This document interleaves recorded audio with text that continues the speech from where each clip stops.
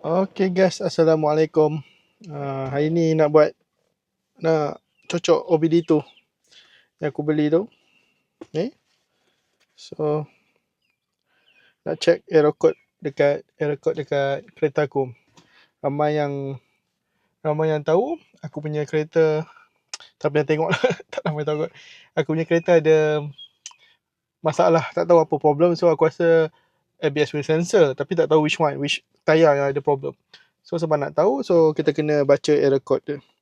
So sekarang dah ada, aku cakap dalam video lepas, aku dah ada OBD2 tools ni untuk baca error code. Yang ni bidirectional, which is two way lah. Boleh buat some simple coding dengan boleh baca information daripada ECU. So macam mana cara guna dia? Simple dia. Korang just aku buka je. Yep. Okay.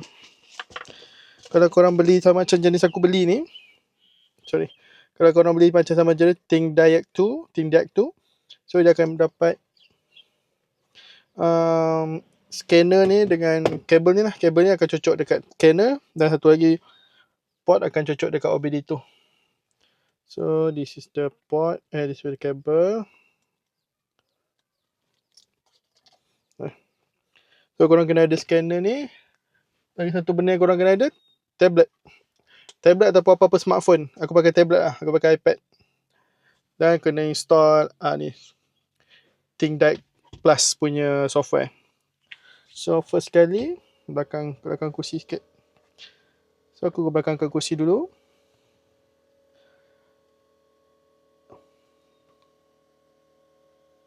Okay.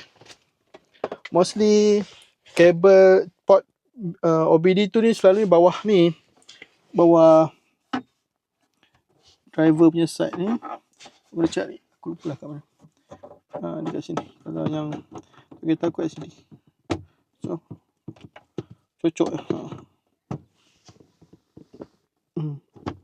Cocok dan tarik. So sekejap.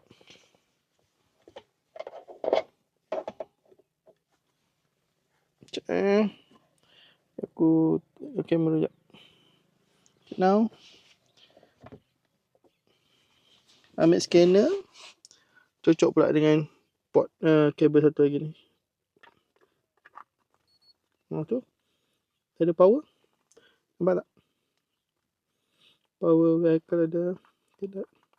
Before that, kita kena, aku ketatkan tu. Okay, now dah ada ni. Okay, nampak? Lampu power vehicle dengan I/O dah hidup. So the next part, aku kena hidupkan kereta sekejap.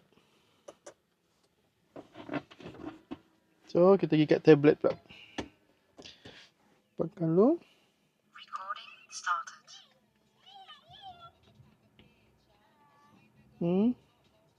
ETC card is not inserted.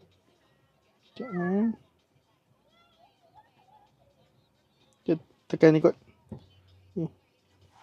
Activate.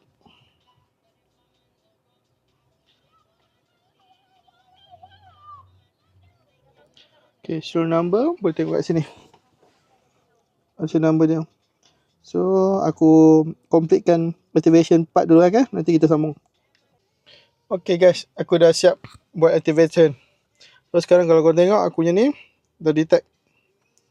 So sekarang apa yang kita kena buat, kita go sini, all system pin decoding. Next. Sekejap pin scan dulu. Sorry, tak nampak. Okay.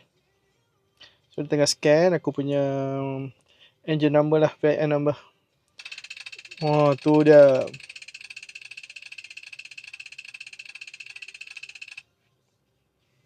Okay, dah jumpa. So dia akan download benda yang sesuai. Tak nampak. Dia akan download software sesuai dengan Audi aku. Ada KJ kat sini. So kita tunggu dia download jap. Tengah scan lah.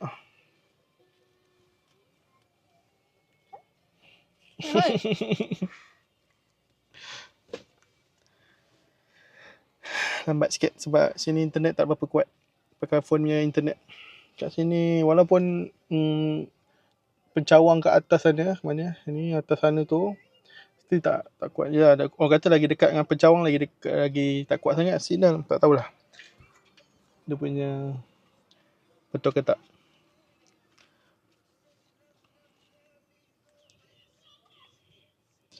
So aku harap tools ni dapat baca error code yang betul. Siapa tu? Aku harap tools ni dapat baca error code yang betul, so aku dapat solve problem semua warning light kat dashboard ni naik.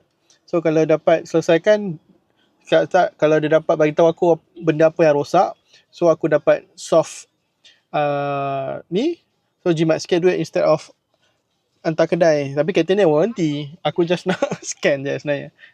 Kereta ni ada warranty 5 tahun. So kita jumpa lagi dalam next video untuk kita tengok apa sebenarnya problem Audi Q3 ni. Bye bye, jumpa lagi.